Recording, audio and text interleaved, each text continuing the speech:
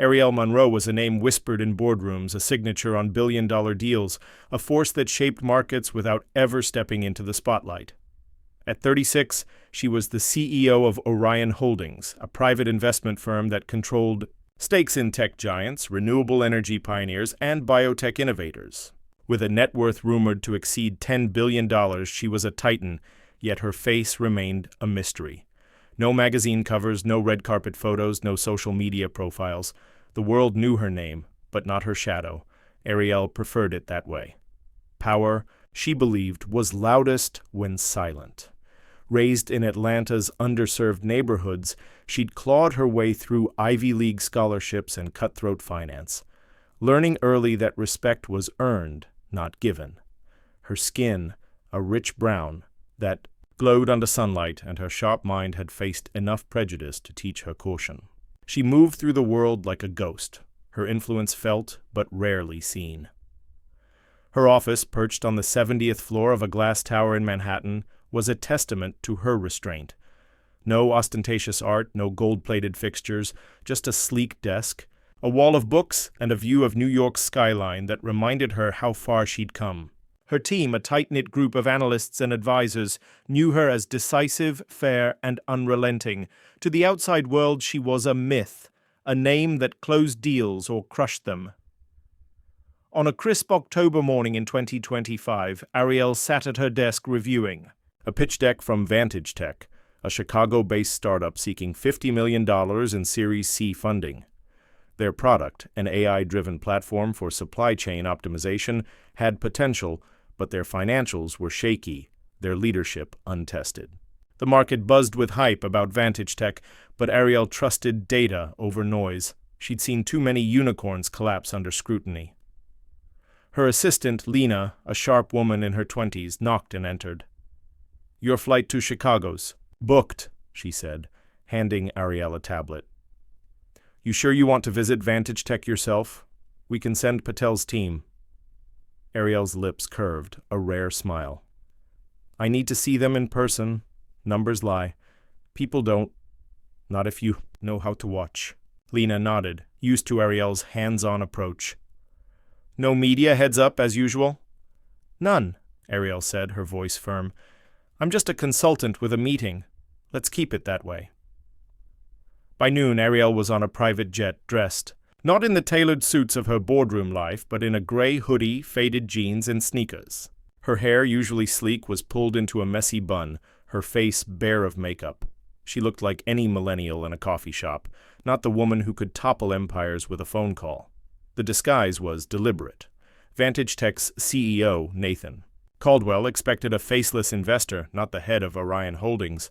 Ariel wanted truth, and truth came when people thought no one was watching. Chicago greeted Ariel with a bite of autumn wind, the city's skyscrapers gleaming against a sky bruised with clouds. She took a rideshare from O'Hare, blending into the city's pulse, her backpack slung over one shoulder. Vantage Tech's headquarters sat in the West Loop, a renovated warehouse turned tech hub, its glass facade screaming ambition. The building buzzed with the energy of a startup on the cusp, employees in branded hoodies, scooters parked out front, a neon sign proclaiming, "Innovate or die." Ariel stepped into the lobby, a sleek space of polished concrete and exposed brick. A reception desk dominated the center, manned by a young woman with a tight smile and a headset. Behind her, a digital screen flashed Vantage Tech's logo, its tagline pulsing, "The future, optimized." Ariel adjusted her hoodie, her expression neutral, and approached. "Hi," she said, her voice calm but clear. "I have a 2 p.m. with Nathan Caldwell. Name's Ariel." The receptionist, whose name tag read Kayla, glanced up, her eyes scanning Ariel from head to toe. The smile faltered, replaced by a flicker of disdain. "I'm sorry," Kayla said, her tone clipped. "You must have the wrong place. We don't handle walk-ins." Ariel's brow lifted slightly, but her voice stayed even. "I'm not a walk-in. I have an appointment. Check the schedule." Kayla's lips pursed, her fingers hovering over her keyboard as if typing was a chore. "Name again?" "Ariel," she repeated, omitting her last name deliberately. Let them assume what they would. Kayla scrolled, her frown deepening. I don't see anything.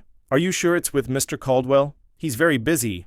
Ariel's patience thinned, but she kept her cool. I'm sure. It was confirmed yesterday. Maybe check under Orion Holdings? Kayla's eyes flicked back to Ariel, lingering on her sneakers, her hoodie. Orion Holdings? She said, her voice dripping with skepticism. Right, look, this isn't a job fair. If you're here to pitch something, you need to go through proper channels. Before Ariel could respond, a man in a Vantage Tech polo shirt sauntered over, his coffee cup emblazoned with the company logo. Problem, Kayla? He asked, his tone casual, but his eyes sharp. Kayla leaned back, smirking. Just a mix-up. She says she's got a meeting with Caldwell, claims she's from Orion Holdings. She snorted, loud enough for the lobby to hear. As if, the man, his name tag read Derek, chuckled, his gaze raking Ariel. Orion Holdings, huh? What, you their intern? Or just lost? He raised his voice, drawing laughs from a group of employees near the coffee bar. Yo, we got a billionaire investor in a hoodie! The lobby erupted in snickers, heads turning. Ariel stood still, her face a mask of calm, but her eyes burned. She'd faced prejudice before, racial, gendered, economic. But this was brazen, a public shaming meant to humiliate. She could have flashed her credentials, dropped her name, silenced them all. But she didn't.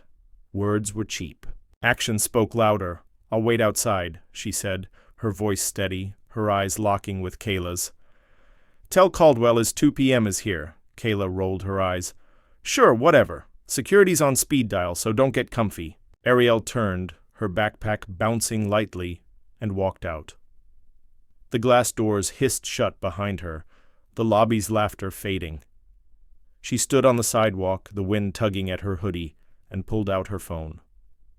Her thumb hovered over. The screen then tapped a single contact. Marcus, her chief operating officer. Marcus, she said when he answered, her voice low, precise. Rupture Vantage Tech. All investments, partnerships, contracts start now. Marcus didn't hesitate. Understood. Timeline? 48 hours, Ariel said. Make it clean. She hung up, slipped the phone into her pocket, and walked away. The city swallowed her, anonymous and unstoppable. Back at Vantage Tech, the lobby returned to its hum, Kayla and Derek trading smug grins. Can you believe her? Kayla said, sipping her latte. Thinking she could just waltz in? Derek laughed, posting a photo of the lobby to the company Slack with the caption, When your investor shops at Goodwill. The channel lit up with emojis, the team's amusement a shared joke. Nathan Caldwell, in a meeting with his CFO, was none the wiser. The 2 p.m. slot on his calendar marked Orion Holdings Consultant, went ignored, dismissed as a glitch. But in New York, Orion Holdings' machine was waking. Marcus convened the executive team in a secure conference call, Ariel's orders relayed with surgical precision. Orion's influence was vast, its tentacles wrapped around dozens of industries. Vantage Tech wasn't just a startup. It was a node in a network of suppliers, partners, and investors, many tied to Orion's web. By 4 p.m., the first domino fell. A key supplier, a logistics firm backed by Orion, canceled its contract with Vantage Tech, citing strategic realignment. An hour later, a major client, a retail chain with Orion's silent investment, pulled out of a pilot program. No explanation given. By evening, 2 venture capital firms, both with Orion board members, signaled they were reassessing their stakes. Nathan Caldwell got the first call at 6 p.m., his CFO's voice tight with panic. Nate, we just lost our logistics deal, and the Hudson Group's out. What the hell's going on? Caldwell, a wiry man in his 40s with a salesman's charm, brushed it off. Glitches. Call them back, smooth it over. We're Vantage Tech, they need us. But the calls kept coming. By midnight, social media was buzzing with rumors. Vantage Tech losing partners? Series C in trouble? A tech blog posted a cryptic headline, Mystery Investor Pulls Plug on Chicago Darling. Caldwell's inbox flooded with questions. From shareholders, his phone vibrating with texts from board members. He ignored them, pacing his office, convinced it was a storm he could weather. He was wrong. By morning, Vantage Tech's stock was in freefall, down 30% at the opening bell. The Chicago Tribune ran a front-page story, Vantage Tech faces sudden capital crisis. CNBC analysts speculated about a coordinated withdrawal, naming Orion Holdings as a possible catalyst. No one mentioned Arielle Monroe, her anonymity held, but the market felt her hand. Orion's moves were relentless. A biotech partner reliant on Vantage Tech's AI severed ties, citing unstable leadership. A bank with Orion's backing called in a $20 million loan demanding immediate repayment. Smaller investors, spooked by the exodus, began selling shares, triggering a panic. By noon, the stock was down 60%, trading halted twice. Caldwell's office became a war room, his team scrambling to plug the leaks. "Call Orion," he barked, sweat beading on his forehead. "Get their CEO on the line, whoever the hell it is." His VP of Finance, a harried woman named Priya, shook her head. "We tried. They're stonewalling. Their COO said all decisions are final." "Then call their partners," Caldwell snapped. "Someone's got to know what's happening." But no one did. Orion's network was a fortress, its moves opaque. Caldwell's charm, his TED Talk polish, meant nothing against a force that didn't negotiate. He didn't know about the woman in the hoodie, didn't know his team's arrogance, had lit the fuse. He only knew his empire was crumbling, and he couldn't stop it. Employees felt the heat. Slack channels buzzed with fear, resumes quietly updated. Kayla, the receptionist, posted a nervous emoji in the team chat, her earlier smugness gone. Derek, the polo shirt guy, tried to joke, "Guess we pissed off the wrong billionaire." No one laughed. By the second day, Vantage Tech was a ghost ship. The stock was worthless, trading suspended. Major clients issued press releases distancing themselves. The board called an emergency meeting, demanding Caldwell's resignation. He refused, shouting about loyalty, but the room was cold. His vision, his future optimized, was dead. On the third day, Arielle sat in her Manhattan office, the city's lights a constellation below. Her desk was clear, save for a tablet streaming Vantage Tech's obituary, "Chicago Startup Declares Bankruptcy." The article detailed the fallout, 3,000 jobs lost, Caldwell's resignation, a class-action lawsuit brewing. Analysts called it a black box collapse, blaming an unnamed investor's wrath. Lena entered, her expression neutral. "Caldwell sent an email," she said, sliding the tablet to Arielle. "Wants to meet, apologize, beg for a lifeline." Arielle scanned the message, its tone a mix of desperation and deflection. "We deeply regret any misunderstanding. Eager to rebuild trust." She set the tablet down, her face unreadable. "Should I draft a response?" Lena asked. Arielle leaned back, her eyes on the skyline. "No," she said, her voice soft but final. "They answered themselves," Lena nodded, understanding.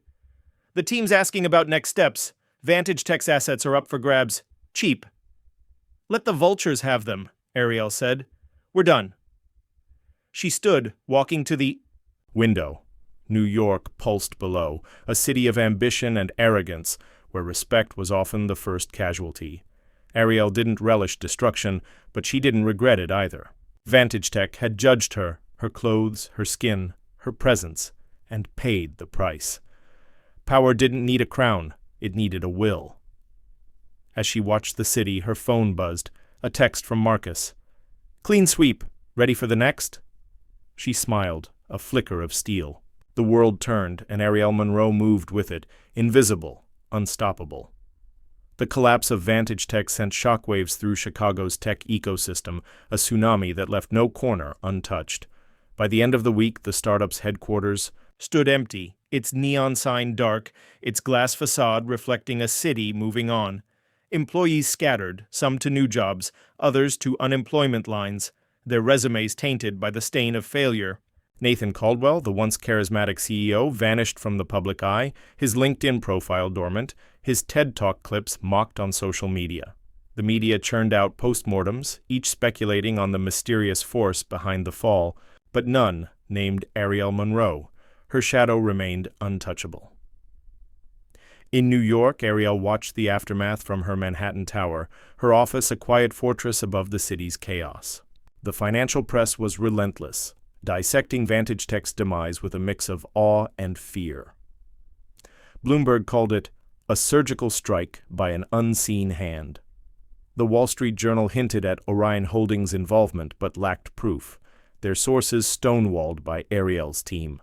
On X, hashtags like "Eddawai Vantage Tech Crash" and "Akshig Who Killed VT" trended, conspiracy theories blooming, a rival startup, a scorned investor, even a government plot. Ariel read the posts, her expression unreadable, then closed her tablet. Her chief operating officer, Marcus, sat across from her, his laptop open to a spreadsheet tracking the fallout. "We're clear," he said, his voice steady. "No legal blowback. Our contracts were airtight, and the partners followed your lead without question. Vantage Tech's assets are being carved up, mostly by vultures, as you predicted." Ariel nodded, her fingers tracing the edge of her desk. "Any noise from Caldwell?" "He's gone quiet," Marcus said. "Rumor is he's in Miami licking his wounds. His board's facing lawsuits from shareholders, but they're too busy pointing fingers to look our way." "Good," Ariel said, her voice flat. "Let them drown in their mess." Marcus hesitated, his eyes searching her face. "You okay with this? 3,000 jobs, a whole company. Gone in a week, that's heavy." Ariel met his gaze, her eyes like steel. "They made their choices, Marcus. They judged me, dismissed me, laughed. Respect isn't optional. They learned that the hard way." Marcus nodded, but his silence carried a question. Ariel felt it, a pinprick of doubt she pushed aside. She'd acted decisively as always, her power a blade honed by years of slights and struggles. Vantage Tech's arrogance had been their undoing, not her wrath. Yet, as she looked out at the skyline, a flicker of unease stirred. Had she gone too far? Or not far enough? Her assistant, Lena, knocked and entered, a stack of reports in hand. "Latest market analysis," she said, setting them down. "Also, you've got a call from Senator Hargrove's office. They're pushing for a meeting about the clean energy bill and—" She paused, her tone shifting. "There's a kid. Outside says she knows you. Won't leave without talking." Ariel's brow furrowed. "A kid? Name?" "Says her name's Maya. No last name, no ID. Looks about 16, maybe homeless. Security's ready to escort her out, but she's insistent." Ariel's curiosity piqued. "Send her up. I'll handle it." Lena nodded, though her expression was skeptical. Marcus raised an eyebrow but said nothing, returning to his laptop. Ariel stood, smoothing her blazer, her mind already shifting. Gears. A teenager claiming familiarity was unusual, potentially a scam, but Ariel trusted her instincts. She'd built an empire on them. 10 minutes later, Maya stood in Ariel's office, a wiry figure in a worn jacket and ripped jeans, her braids tucked under a beanie. Her brown skin was chapped from the cold, her eyes sharp with a mix of defiance and desperation. She clutched a crumpled envelope, her knuckles pale. Security hovered outside, but Ariel waved them off, gesturing for Maya to sit. "You say you know me?" Ariel said, her voice calm but direct. "How?" Maya didn't sit, her stance rigid. "I don't know you, not really. But I know what." "You did.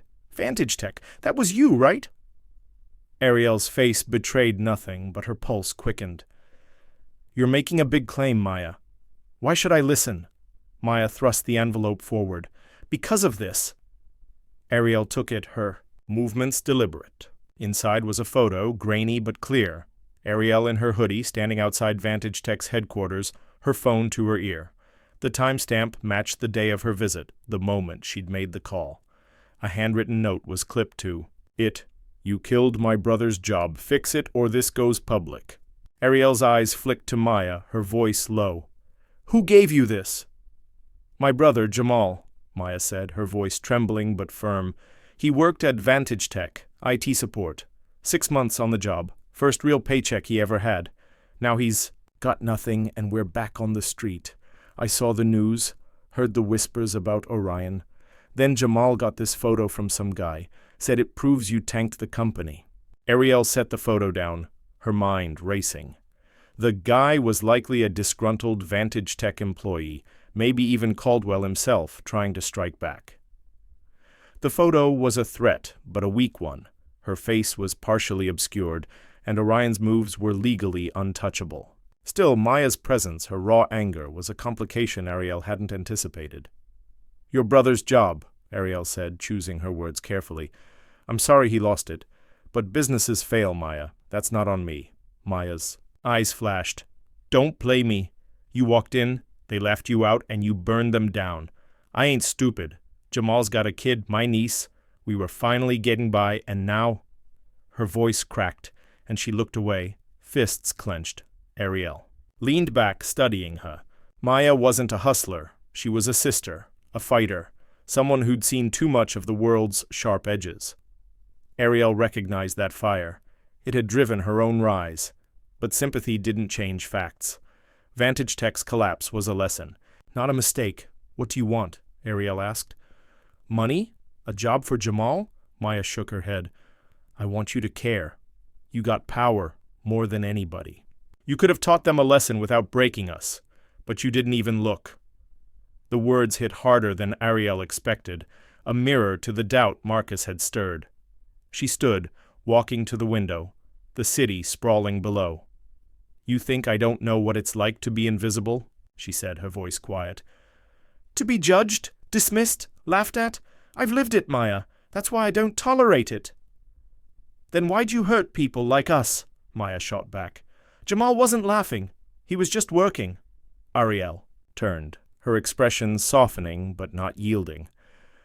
"I'll look into Jamal's situation. No promises, but I'll see what I can do. The photo. Keep it. It's no threat to me." Maya hesitated, then nodded, pocketing the envelope. "You better, 'cause I ain't done." As security escorted her out, Ariel sat, the encounter lingering like a bruise. Maya's words echoed. "You could have taught them a lesson without breaking us." For the first time in years, Ariel wondered if her blade had cut too deep. Next morning, Ariel met Senator Elizabeth Hargrove in a private dining room at the Four Seasons, a neutral ground for power plays. Hargrove, a seasoned politician with silver hair and a shark's smile, was pushing a clean energy bill that needed corporate backing. Orion Holdings, with its stakes in solar and wind, was a key ally, or a formidable foe. "Thank you for meeting me," Hargrove said, sipping her coffee. "Your support could make this bill law. Jobs, innovation, a greener future. It's a win for everyone."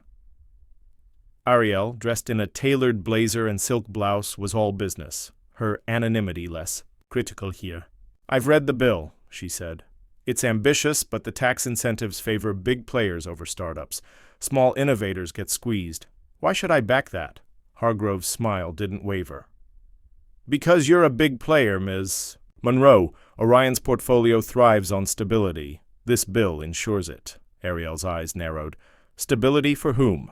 "I don't play favorites, Senator. If the bill doesn't lift everyone, it's not my fight." Hargrove leaned forward, her voice lowering. "Let's be frank, you just crushed Vantage Tech without blinking. That kind of power makes waves. Back my bill, and I can keep those waves from crashing.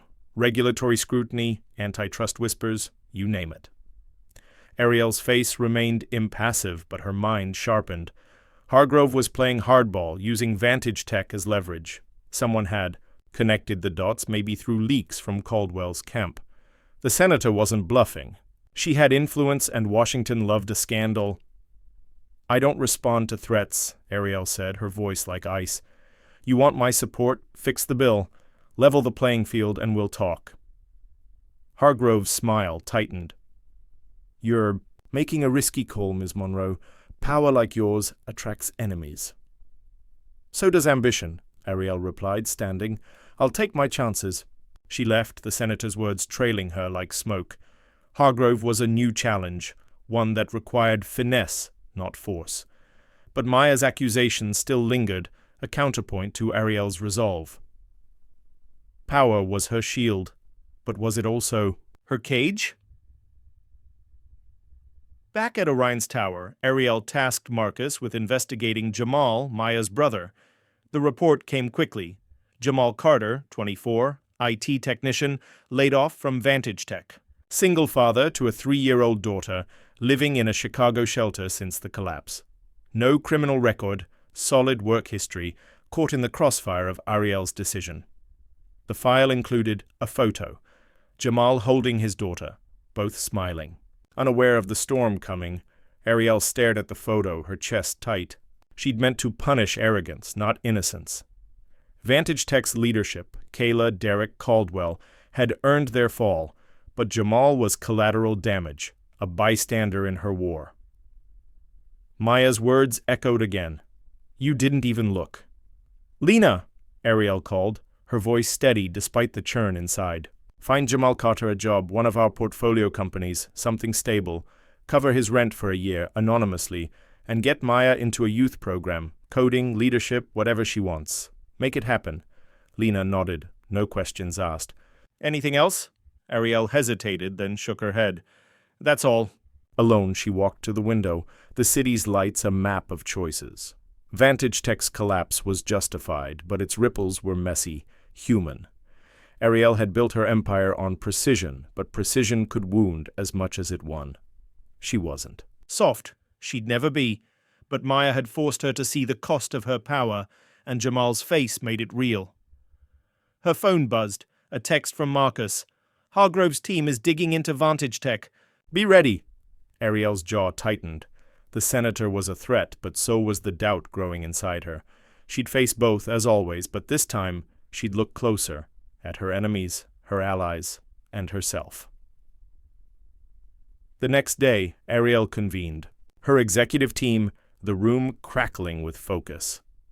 Hargrove's move was a chess play, and Orion needed to counter. "She's fishing," Ariel said, pacing. "Vantage Tech's collapse is clean, but she'll use it to stir trouble. Regulators, media, maybe even a Senate hearing. We need to neutralize her." Marcus leaned forward. "We can lean on her donors. Orion's got leverage with half her funding base. Quiet pressure, no fingerprints." Another VP, Clara, shook her head. "Too risky. Hargrove's got allies in the DOJ. We need a softer touch. Public support, maybe a big donation to her bills." "Cause," Ariel listened, her mind dissecting each option. Hargrove wasn't Caldwell. She was a predator, not prey. But Ariel's encounter with Maya had shifted something. Power wasn't just about winning, it was about who paid the price. "Clara's right," Ariel said. "We go public, but not with money. Announce a new Orion initiative, grants. For small, clean energy startups tied to the bill's goals. It undercuts Hargrove's leverage and shows we're ahead of her. Marcus, keep eyes on her team. If she pushes, we push back, discreetly." The team nodded, moving to execute. But as they dispersed, Ariel felt the weight of her choices. Vantage Tech was a warning, Maya a mirror, Hargrove a test. Her power was absolute, but its echoes were unpredictable. She'd built an empire by never looking back, but now she couldn't look away. That evening, Lena confirmed Jamal's new job, a tech role at an Orion-backed firm with benefits and a signing bonus. Maya was enrolled in a coding boot camp, her defiance channeled into ambition. Ariel didn't expect thanks, didn't want it, but as she stood in her office, the city humming below, she felt a shift. Respect wasn't just demanded, it was given, earned, shared, and in that balance her empire would stand or fall. The air in Washington, D.C. carried a crisp edge, the kind that sharpened ambition and dulled mercy. Ariel Monroe stepped out of a black SUV in front of the Russell Senate office building, her tailored coat a shield against the November chill. Her meeting with Senator Elizabeth Hargrove was no courtesy call, it was a duel cloaked in civility, with stakes that could ripple through Orion Holdings' empire. Hargrove had been digging into Vantage Tech's collapse, her inquiries edging closer to Ariel's shadow. Today, Ariel would face her head-on. Inside the senator's office was a study in calculated power, mahogany furniture, framed photos with presidents, a window overlooking the Capitol. Hargrove stood as Ariel entered, her silver hair impeccable, her smile ablaze. "Ms. Monroe," she said, extending a hand, "a pleasure to finally meet the woman behind Orion." Ariel shook her hand, her grip firm, her eyes locked on Hargrove's. "Senator," she said, her voice smooth but edged. "I hear you've been busy." Hargrove gestured to a leather chair, her smile unwavering. "As of you, Vantage Tech's fall was dramatic, the kind of drama that raises questions." Ariel sat, crossing her legs, her posture relaxed but alert. "Markets are dramatic, Senator. Companies rise and fall. I'm sure you've seen it before." Hargrove leaned back, her fingers steepled. "Not like this. A coordinated withdrawal, partners dropping like flies all in 48 hours? That's not a market. That's a message, and I'm curious who sent it." Ariel's face betrayed nothing, but her mind was a chessboard, calculating moves. Hargrove had no proof. Orion's actions were legal, its contracts ironclad. But she had influence, and Washington thrived on whispers. The senator's clean energy bill, still languishing in committee, needed Orion's backing to pass. This meeting was a negotiation, but also a trap. "I'm here about your bill," Ariel said, steering the conversation. "Orion's launching a $100 million grant program for small, clean energy startups tied to your legislation's goals. It's a public commitment announced tomorrow. I assume that aligns with your vision?" Hargrove's eyes narrowed, a flicker of surprise betraying her composure. "Generous," she said. "But let's not pretend this is altruism. You're covering your tracks, deflecting from Vantage Tech. I've got sources, Ms. Monroe. A photo, a hoodie, a phone call. Sound familiar?" Ariel's pulse quickened, but her voice stayed steady. "You've got a photo of a woman in Chicago. That's not evidence, Senator. It's a story, and stories don't hold up in court." Hargrove leaned forward, her voice low. "Maybe not court, but the court of public opinion? That's another matter. Antitrust hearings, SEC investigations. Those start with a spark. I can light one or I can douse it. Support my bill fully, and we avoid the mess."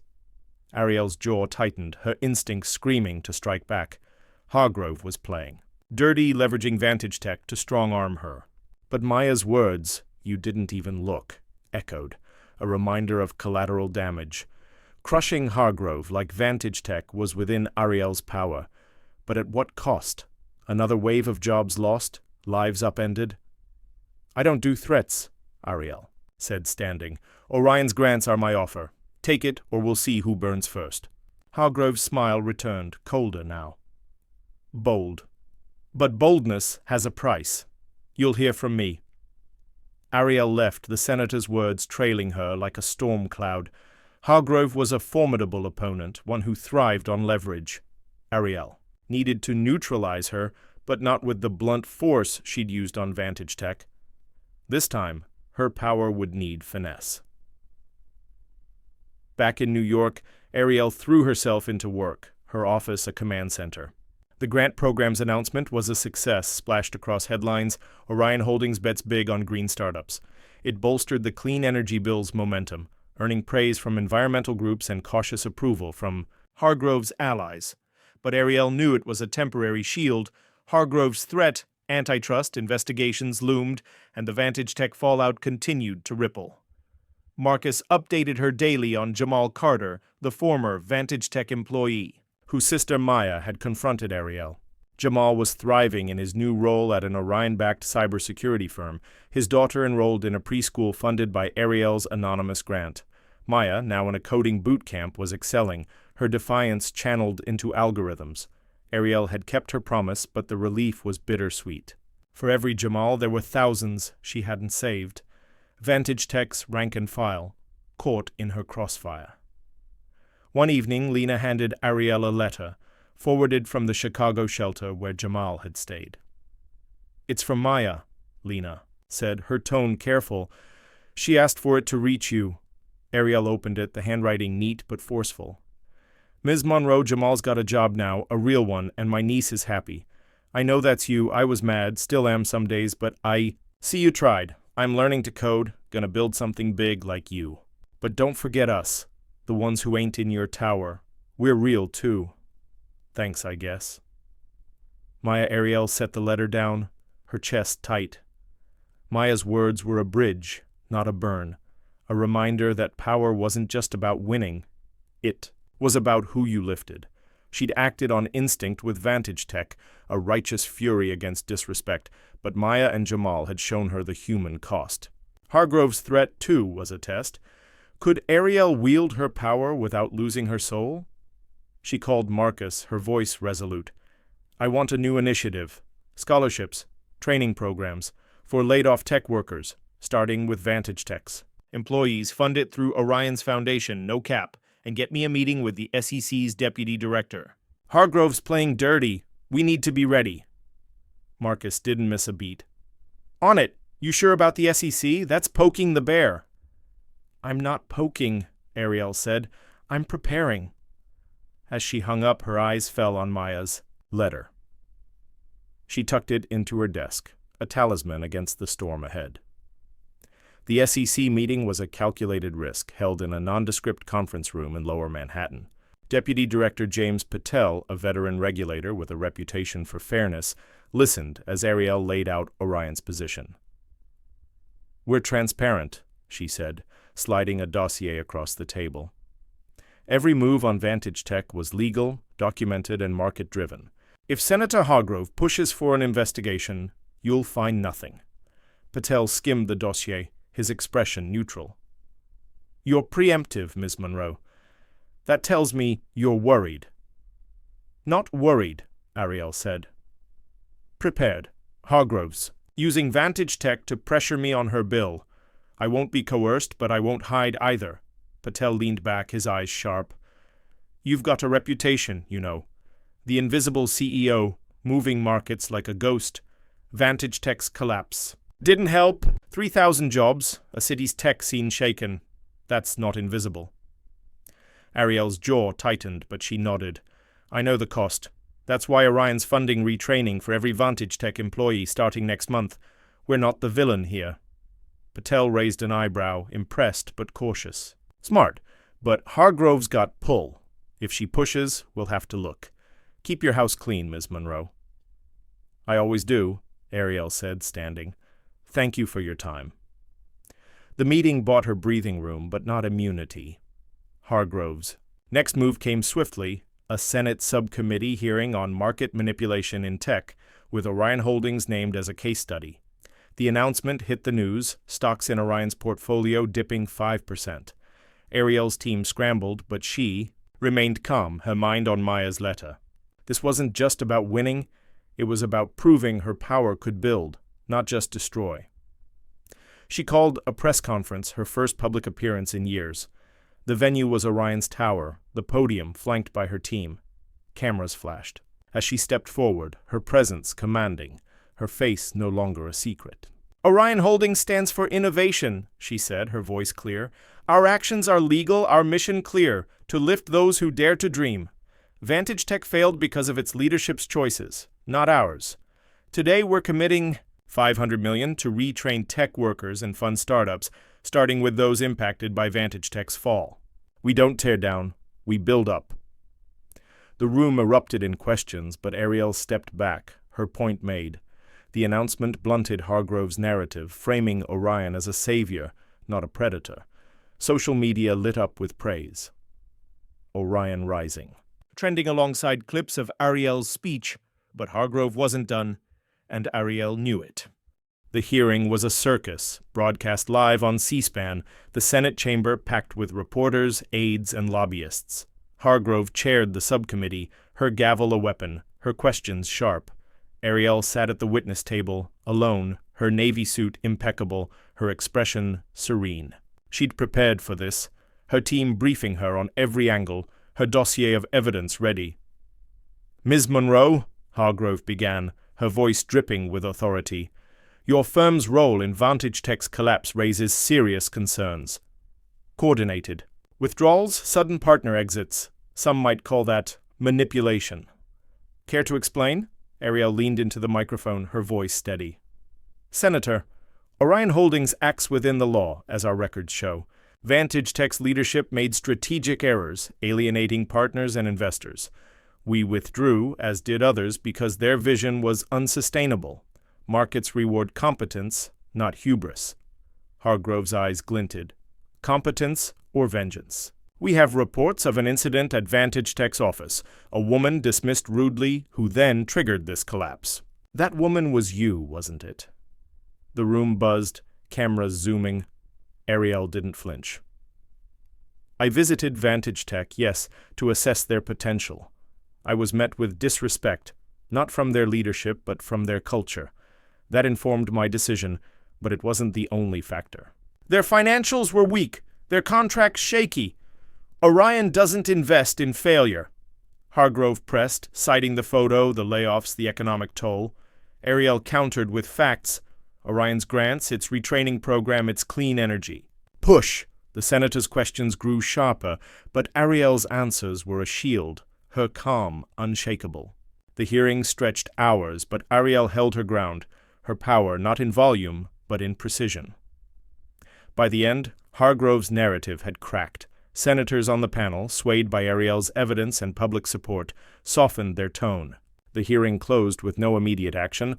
Hargrove's push for an investigation stalled. Outside, reporters swarmed, but Ariel slipped away, her team handling the noise. Back in New York, Ariel stood in her office, the city's lights a canvas of her choices. The hearing had been a victory, but a costly one. Her anonymity was gone, her face now tied to Orion's name. Hargrove had lost this round, but she'd be back, her ambition a mirror to Ariel's own. The Vantage Tech fallout, too, lingered. Jamal and Maya were safe, but others weren't, their stories untold. Marcus joined her, a rare smile on his face. "You buried her," he said. "The grants, the speech, the hearing, textbook. Hargrove's bill's gaining traction and she's got no leverage left." Ariel nodded, but her eyes were distant. "It's not about burying Marcus, it's about building. I forgot that with Vantage Tech. Maya reminded me." Marcus tilted his head, curious. "You're going soft?" She laughed, a rare sound. "Not soft, smarter. Power's a tool, not a weapon. I want Orion to be more than fear, more than winds." He nodded, understanding. "What's next, then?" Ariel looked out at the city, her resolve firm. "We keep building. Scholarships, startups, second chances, and we watch Hargrove. She's down, not out." As Marcus left, Ariel pulled Maya's letter from her desk, rereading it. We're real, too. She'd never forget again.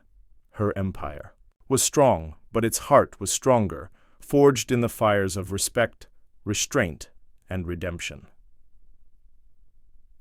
Winter settled over New York, the city's skyline glittering under a blanket of snow. Ariel Monroe stood in her office on the 70th floor of Orion. Holdings Tower, the glass walls framing a world she'd shaped but was still learning to navigate. The Vantage Tech collapse was 6 weeks past, its echoes fading, but not forgotten. Senator Hargrove's Senate hearing had ended in a stalemate, her push for an investigation into Orion stifled by Ariel's strategic counterplay and public goodwill. The clean energy bill, bolstered by Orion's $100 million grant program for startups, was gaining traction, poised to pass by spring. Ariel's empire was intact, her power unquestioned, but her perspective had shifted. Maya's letter, now pinned to a small board beside her desk, was a constant reminder. We're real, too. The teenager's words, raw and unfiltered, had pierced Ariel's armor, forcing her to confront the human cost of her actions. Vantage Tech's fall was justified. Its leadership's arrogance, embodied by Kayla and Derek's sneers, had invited consequences. But the collateral damage, the Jamals and Mayas of the world, weighed on her. Power, Ariel realized, wasn't just about precision. It was about responsibility, a balance she was determined to master. Her latest initiative, the Orion Rising Fund, was proof. Launched after the hearing, it committed $500 million to retrain laid-off tech workers and seed new startups, with a focus on those hit by Vantage Tech's collapse. The fund's first wave had placed 1,200 former Vantage Tech employees in new roles, from coders to logistics managers across Orion's portfolio companies. Scholarships supported single parents, veterans, and first-generation college students, many inspired by Maya's story, which Ariel had shared anonymously in the fund's press release. The media ate it up, dubbing Orion the Phoenix of Tech, a narrative Ariel let stand. It wasn't about glory, it was about repair. Today, Ariel was preparing for a different kind of meeting. Jamal Carter, Maya's brother, had requested to see her, his email polite but insistent. She'd agreed, curious but cautious. Their story, Jamal's job loss, Maya's confrontation, had changed her, and she wanted to know what drove him now. As she adjusted her blazer, Lena knocked, her tablet glowing with updates. "Jamal's here," Lena said. "Waiting in the conference room. Also, Hargrove's office called. She's proposing a joint event to promote the clean energy bill. Your call." Ariel's lips curved, a flicker of amusement. Hargrove, ever the opportunist, was trying to ride Orion's wave. "Tell her I'll consider it," Ariel said, "after she revises the bill to prioritize small businesses. No compromise." Lena nodded, her efficiency a mirror to Ariel's own. "And the Chicago Tribune's requesting an interview about the Rising Fund. They're calling you the invisible CEO no more." Ariel sighed, her anonymity a casualty of the hearing. "Schedule it, but keep it focused on the fund, not me. I'm not the story." As Lena left, Ariel headed to the conference room, her mind on Jamal. She'd given him a job, a lifeline, but she didn't expect gratitude. Respect wasn't bought. It was earned. Jamal Carter stood as Ariel entered, a tall man in his mid-20s, his button-up shirt pressed, his eyes steady but guarded. Beside him sat Maya, her beanie gone, her braids framing a face that was less defiant now, more determined. The conference room, with its sleek table and floor-to-ceiling windows, felt too grand for this moment, but Ariel's presence grounded it. "Mr. Carter, Maya," Ariel said, shaking their hands. "Thank you for coming." Jamal nodded, his voice calm. "Call me Jamal, and thanks for seeing us. I know you're busy." Ariel sat, gesturing for them to do the same. "You asked for this meeting. I'm listening." Jamal glanced at Maya, who gave him a small nod, then spoke.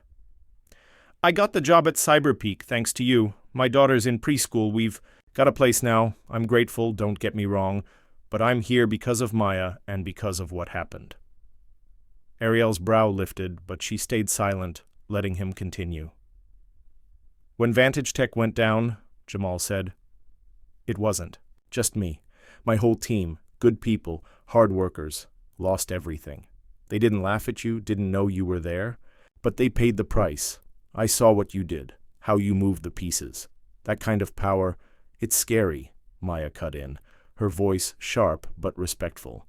"You helped us, and I'm thankful, but you didn't have to break everybody. There's gotta be a way to teach a lesson without burning it all down." Ariel leaned back, her fingers laced, absorbing their words. She'd expected anger, maybe demands, but this was different, honest, raw, a challenge to her core. "You're right," she said, her voice steady. "I acted to protect my dignity, my worth. Vantage Tech's leadership dismissed me, judged me, and I made them answer for it. But I didn't see you, Jamal, or your team. I didn't look close enough." Jamal's eyes softened, surprised by her candor. "So why help us now? Guilt?" "Not guilt," Ariel said. "Clarity. You and Maya showed me what I missed. Power's a tool, but it's only as good as the hands wielding it. I'm trying to do better." Maya studied her, then nodded. "Okay, but what about the others? The ones still out there, struggling?" "They're why I started the Rising Fund," Ariel said. "It's not perfect, but it's a start. I want your help, both of you. Jamal, Cyberpeak's expanding its Chicago office. I'd like you to lead community outreach, connect us with workers who need a second chance. Maya, your boot camps, producing stars, mentor them, show them what you're learning. Orion will fund it." Jamal blinked, caught off guard. "You're serious?" "Dead serious," Ariel said, a faint smile breaking through. "You know the stakes better than anyone. Help me get it right." Maya grinned, her defiance now a spark of ambition. "I'm in, but I'm holding you to it, Ms. Monroe." Ariel laughed, a rare sound. "I'd expect nothing less." As they shook hands, Ariel felt a shift, a bridge built where a wall had stood. Jamal and Maya weren't just beneficiaries, they were partners, their voices shaping her legacy. Respect, she realized, was a two-way street, and she was learning to walk it. Senator Hargrove's joint event proposal arrived the next day, a glossy pitch for a clean energy summit in Chicago, co-hosted by Orion Holdings. It was a peace offering, thinly veiled, designed to align Hargrove with Orion's rising star while softening her defeat at the hearing. Ariel read it, her mind dissecting the angles. Hargrove was pragmatic, not sentimental. She'd pivot to save face, but she'd never stop watching. Ariel agreed to the summit, but on her terms. The bill's small business provisions were strengthened, and Orion's Rising Fund was a co-sponsor, ensuring Jamal and Maya's voices were heard. The event, held in a sleek Chicago convention center, was a spectacle. Green tech demos, policy wonks, and a keynote from Ariel that drew a standing ovation. She spoke of innovation, equity, and second chances, her words a nod to Maya's. Challenge, don't forget us. Hargrove, in her own speech, praised Orion's visionary leadership, her smile tight but professional. Backstage, she approached Ariel, her tone clipped. You played a strong hand, Ms. Monroe, but don't think this is the end. Ariel met her gaze, unflinching. I don't play for endings, Saudi Senator. I play for progress. Keep up, Hargrove's eyes narrowed, but she nodded, a grudging respect in her silence. The summit's success pushed the clean energy bill over the finish line, signed into law by summer. Orion's grants fueled a wave of startups, many led by former Vantage Tech employees, proving Ariel's vision. Destruction could seed creation if guided by care. By spring 2026, Ariel's transformation was complete, not in her power, which remained unmatched, but in its purpose. The Orion Rising Fund had retrained 5,000 workers, funded 200 startups, and partnered with shelters to support families like Jamal's. Jamal led CyberPeak's Chicago outreach, his team a lifeline for the city's tech workers. Maya, now a boot camp graduate, mentored young coders, her app, a tool for connecting jobless workers with employers, gaining traction. Ariel backed it quietly, her investment a nod to Maya's fire. Ariel's public profile had grown, her face no longer a secret, but she controlled the narrative. Interviews focused on the fund, her past, a footnote. A black woman from Atlanta, rising from nothing, proving respect was universal. The media called her a trailblazer, but she shrugged it off. I'm just doing the work, she told the Tribune, her smile understated. Nathan Caldwell resurfaced briefly, launching a consulting firm that flopped within months. His apology email to Ariel, sent during Vantage Tech's collapse, remained unanswered. Kayla and Derek, the receptionist and employee who'd mocked her, faded into obscurity, their names a cautionary tale in Chicago's tech scene. Ariel didn't gloat. She didn't need to. Their lesson was learned. One evening, Ariel visited Chicago's South Side, where the Rising Fund had opened a tech training center. Jamal and Maya greeted her, their pride evident. The center buzzed with students, young, old, diverse, learning to code, to build, to dream. Maya introduced Ariel to her mentees, a group of teens who saw her not as a CEO, but as a possibility. You change things, Jamal said later, as they walked the center's halls. Not just for us, for everybody here. Ariel shook her head. You changed me, Jamal. You and Maya. I was blind, and you opened my eyes. He smiled, a weight lifted. Guess we're even then. A year later, Ariel stood at the Rising Fund's annual gala, held in a Chicago ballroom overlooking Lake Michigan. The room was packed, executives, workers, students, all tied to Orion's mission. Jamal and Maya sat at her table, their family thriving, their futures bright. The keynote was Ariel's, but she kept it short, her voice carrying the weight of her journey. Respect is the foundation of everything, she said, her eyes sweeping the crowd. It's not loud, not flashy, but it's powerful. One act of disrespect can topple an empire, just as one act of respect can build one. I learned that from a girl who wouldn't back down, a brother who kept fighting, and a city that never quits. Judge no one by their cover, judge them by their heart. The applause was deafening, but Ariel's gaze was on Maya, who grinned, and Jamal, who nodded. As she stepped down, a young coder approached, her eyes wide. Can I be like you? She asked. Ariel knelt, her voice soft. You already are. The gala continued, but Ariel slipped outside, the lake's breeze cool against her skin. She looked at the city, its lights a testament to her legacy. Power didn't need a crown. It needed purpose. And in respecting others, Ariel had found her own. The message was clear: don't judge a book by its cover. True power is quiet, and respect is its currency. One call can fell an empire, but one act of care can raise a world.